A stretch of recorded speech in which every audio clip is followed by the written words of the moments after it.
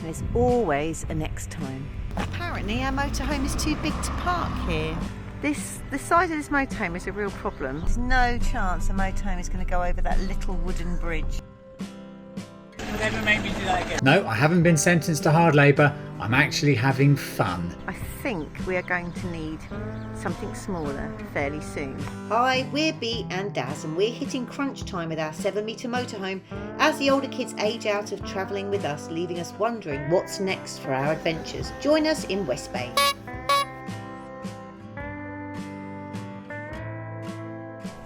It's forever glamorous, this life. If you've ever wondered what it looks like to have Roy Orbison fill up your car, it looks a bit like this. Roy Orbison when he stopped dyeing his hair. Did he ever stop dyeing his hair? We're in the motorhome, you may have spotted, and it's actually March. It's nearly spring, and we're heading west. Can I get back in now? Yes, you can get back in now. And now let's head to Westbay and Bridport.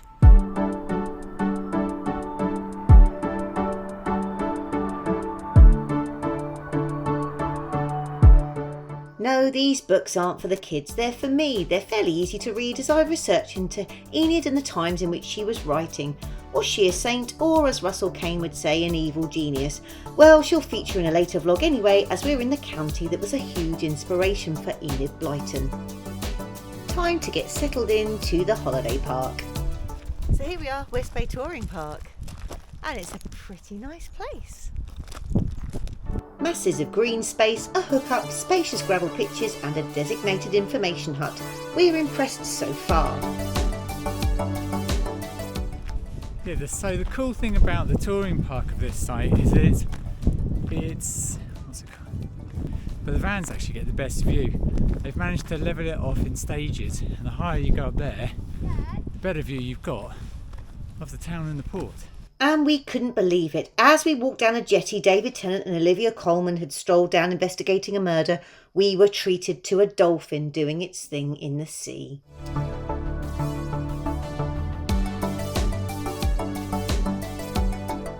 The Bridport Railway extended to Westbay to encourage tourism in 1884 and closed to passengers in 1930, operating just for goods until its closure in 1962. The restaurant conversion is a striking and original idea, featuring 2 carriages where you can eat. One is an old World War II hospital coach.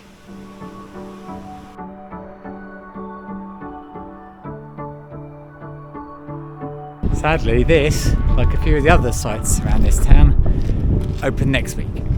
A community centre by the harbour was the town's old salt house, where the product was taken to Newfoundland to be used to salt cod, which would either be sold back in Europe or to plantation owners to feed slaves.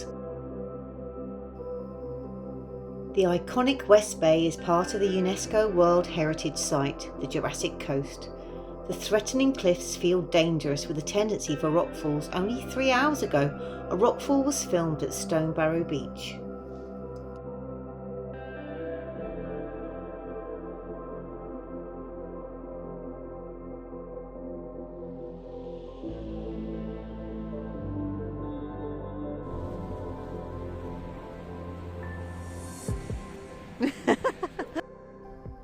After a stroll and some stone skimming with the boys, we took a little walk around the Customs House Emporium, with eateries, indoor and outdoor markets selling antiques, memorabilia, clothing and crafts.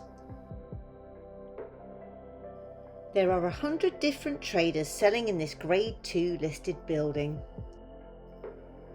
Yes, it's a bit ramshackle, but don't let that put you off, and some of the charm comes from that rustic edge. After all that touristing, it was time for stealth chip consumption and seagull avoidance before heading into Bridport at the tail end of the day. And look, we found some motorhome parking. Apparently our motorhome is too big to park here. If your motorhome's bigger than 6 metres, unfortunately, you're not permitted to stay. Now, I don't know, we're within the bay, sort of, as much as anyone else is. I mean, there's someone who's not even a motorhome parked in the bays. It's the question whether we risk it and leave it or risk getting a fine. What is it worth it? A museum for the risk of a fine? Tune in later to find out what happens. We decided that given it's out of season, we're going to take a risk and just spend an hour in this town, and hopefully they won't fine us for coming here. We're also right opposite the police station, so... If a punch-up ensues over whether we're too big for that space or not, we'll have the police as witnesses. Well, Bridport's parking left a bitter taste in our mouth, and you can see Sammy's bored to tears here, poor chap. Anyway, knowing we were pushed for time, we paced up and down the high street. We found the amusingly named Buckydoo Square. The history of the name is rather convoluted, so I suggest a visit to the Westbay website for the details. We left it too late to visit the museum, so a circular walk through the community orchard and over the bridge was in order. This fascinating building was made in 1926, an opera house powered by electricity, quite the commodity in that time, and it generated its own power in the engine room at the back of the building.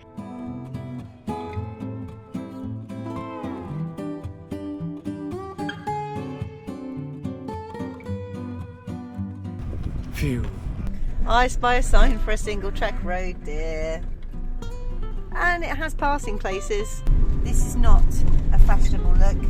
This is because we're going up very high and because it's still winter, even though the daffs are out. And I've just seen our first magnolia tree in bloom. Hurrah! But I tell you what, when the sun goes in, it's chilly. So, hat stolen from a child that won't wear a hat. Eek. Right, where is this golden cap? There's no chance a motorhome is going to go over that little wooden bridge.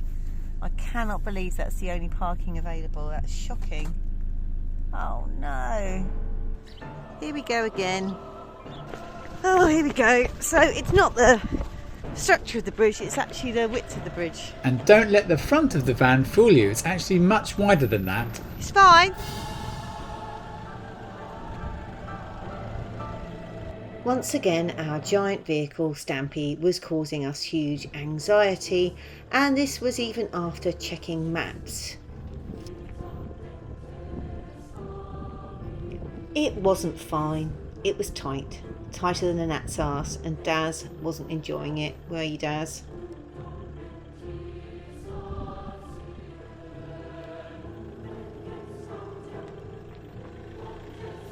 It was tight. Never make me do that again. I didn't make him do it. I said we don't have to park here. The size of this motorhome is a real problem. I think we are going to need something smaller fairly soon. Fewer kids want to travel with us anyway, so it's looking like there it is in the background. It's looking like we're going to need something smaller to travel in pretty soon. Our aim after paying £4 to park was to climb up to Golden Cap, 191 metres high and arguably the highest point near the south coast.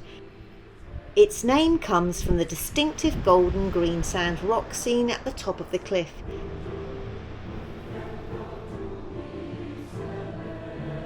The sun looks beautiful, but you probably can't hear me. We've forgotten the mics. But we were so relieved we got over the bridge, we just went for it. Look at us, thinking we're doing so well.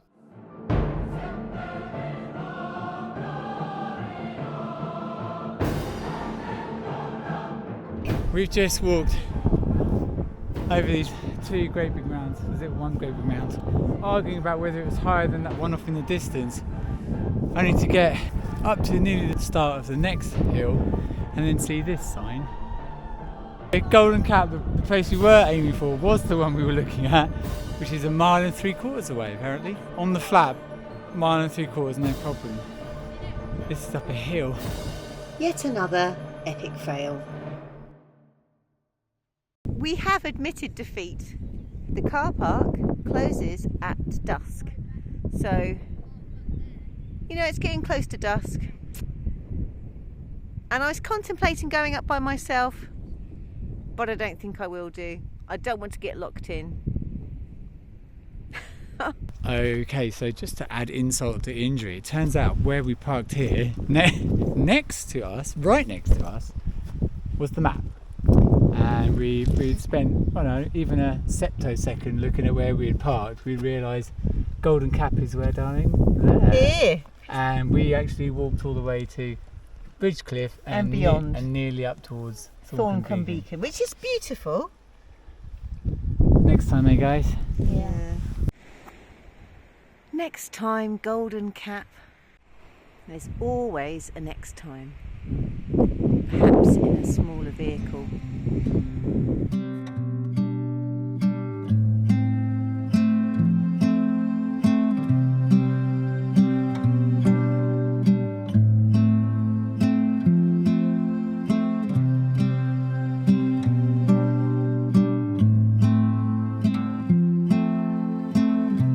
Time to make sure we get back over the bridge safely.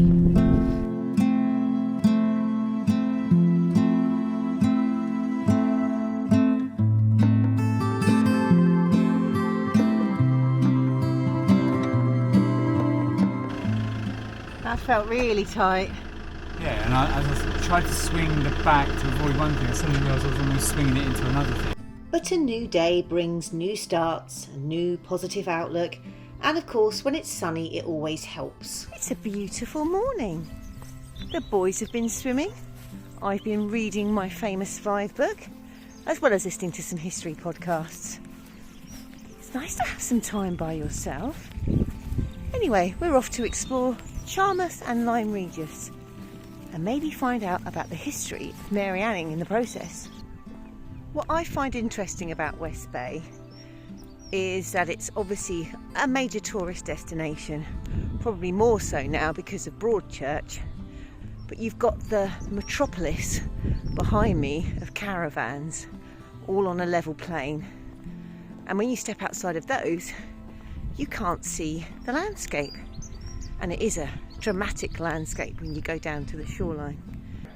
But up here you can really see the formation of the fishing village, and how that meandering river eventually makes it to the harbour and out to sea. And then earlier I mentioned the tourist population, and then we've got this area. You've got gentle terracing of this hillside here, and these really, really lovely glamping pods where you can get a beautiful vantage point. Are perfect for young adventurers who have perhaps been inspired by Enid Blyton's whimsical, nostalgic tales. And look, they even provide little shelving units like this. And I loved that when I walked past one of these earlier, they weren't used for shoes, they were used for treasure.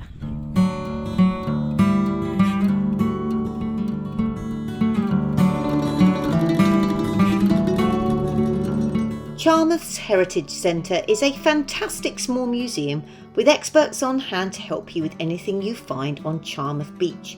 There are hands-on exhibits and fossils found and displayed from the last few years, which makes it feel all the more exciting. Of course, donations are welcome, but it is absolutely free to visit.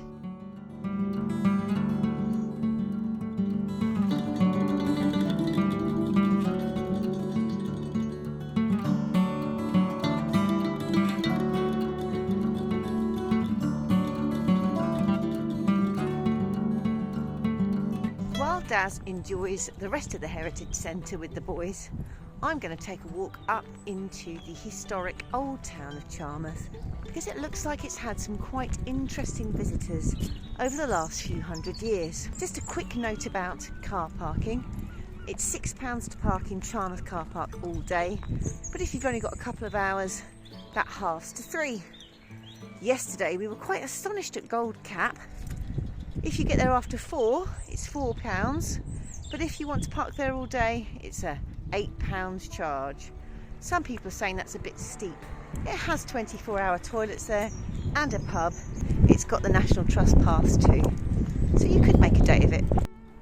So, on this freezing afternoon in March, just following the Charmouth Heritage Trail, which leads me to Charmouth Church, and the result of a duel that happened in the 1700s. Here he is, James Warden, who apparently was lord of the manor, and he had an argument about his dog and fell in a duel on the 28th of April 1792. Despite being made a lieutenant, having taken part in 19 sea battles, It seems when he settled down in Charmouth, things got a little more complicated. There were lots of arguments and altercations, and he seemed to fall out locally with many villagers. The fatal altercation was with Norman Bond. After James Warden refused to apologise after wishing Norman Bond's dogs dead, Norman demanded a duel. Warden's shot went through Bond's hat, and Bond shot him through the heart. He died instantly. It's so cold, it's making my eyes water.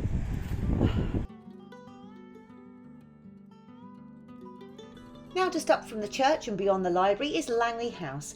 Edward Day lived here from 1861 to 1865, and he was in charge of surveying the first Channel Tunnel. And there's a Charles II connection too with Charmouth, the story of the future Charles II and his escape after the defeat of the Royalists in the English Civil War reads like an adventure story, with the future king disguised, posing as many different servants, as farmers' sons, hiding in an oak tree in Shropshire, hiding in barns, with the new model army in hot pursuit. He made it to Charmouth, but the boat that was to take him to freedom never arrived, so they went on to Bridport before eventually making it to France in October 1651. And I've had to cut out some of the scrapes there. Incredibly interesting. And yes, I'm sure you spotted that Catherine of Aragon stayed there too. The abbot's house was called the Queen's Arms, but this was probably named after Queen Elizabeth, who used to own the village. And in that house is a plaster panel which was in the ceiling, and it shows the symbol of Catherine of Aragon, a pomegranate which was often depicted during her marriage to Henry VIII. So she may have stayed there. Well, my hands are sore, and I think Sammy's getting bored of me blathering on about history. Let's see what the boys are up to on the beach. Well, being complete novices, we weren't quite sure whether to just stare at the rocks, maybe kick them around a little bit, hope something would reveal itself, use one rock to smash another one open like a caveman, or hope that some shale would fall down and reveal a dinosaur above us. If you're like us and didn't bring a hammer, the shale is the easiest thing to smash apart, and you can find imprints like I did here. Do I get you a snack? Definitely needed a pit stop. So did Sammy.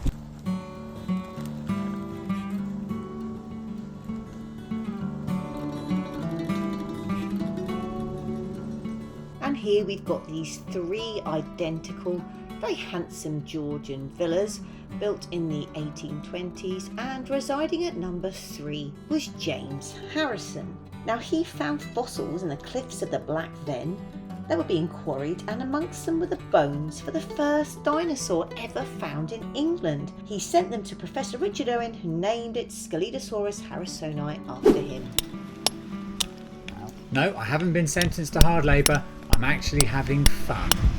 Yes, back on the beach, Phoenix found a rather large rock with the tiniest hint of a fossil, and a wizardy-like gentleman passing us saw me throwing one stone against another to try and crack it open, and very kindly lent me his hammer and chisel, which I then used to smash my own hand and cut my thumb up on his hammer. I think the wizard said it could be part of a squid, and despite telling me that I'll never get it out of there, encouraged me to crack on.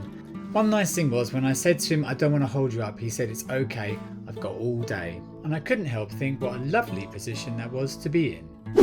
Well, perhaps this looks the least impressive, but this one I found particularly interesting here at the corner shop where Arthur Conan Doyle came to stay in 1894. He obviously is the author of the Sherlock Holmes stories as well as being a doctor, and the house was plagued with unexplained noises, and a noise broke out whilst they stayed there, but they were unable to find the cause. Conan Doyle wrote that a year later the house actually burnt down, and in the remains in the garden a skeleton of a child was found buried. And here a descendant of the real Dick Whittington, Richard Whittington, lived here in the 1900s. And perhaps one of the most exciting ones, Jane Austen stayed here when it was the Mail Coach Inn, and it was a popular stopover for coaches between Dorchester and Exeter. Unfortunately, the thatched building was destroyed and a new inn was built. Now the sun is out, it feels like a completely different day. I'm just heading back to the Heritage Centre. Apparently the children have been having a wonderful time digging for fossils and have met 2 fossil hunters, one of whom has found a vertebrae of a dinosaur.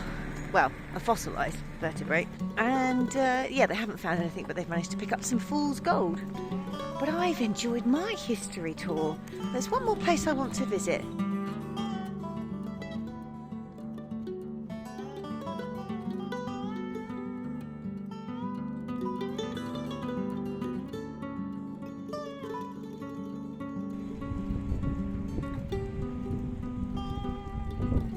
you reckon, Sammy? Apparently that was inspiration for Turner. This Grade 2 listed stone shelter has watched over 200 years of ocean life go by. It was built in anticipation of a Napoleonic attack, and this was the kind soul who lent Daz the hammer and the chisel for fossil hunting, and I later found out had given the children the fool's gold. What a kind chap. Hello. I know. There she is. Mrs. Doolittle. And next time, we park in more less than friendly Dorset motorhome car parks, paying over the odds when apparently we're too big. Yet again, we fall in love with the beautiful Lyme Regis, giving Sammy some off-lead zoomy time. Daz walks down Granny's teeth, and we find out about the importance of Mary Anning, paleontologist and super scientist, though she wasn't allowed to be in those times because she was a woman. As always, we appreciate you watching, and if you like the video, please don't forget to give us a thumbs up, leave us a comment, and perhaps even consider subscribing. We'd be really grateful.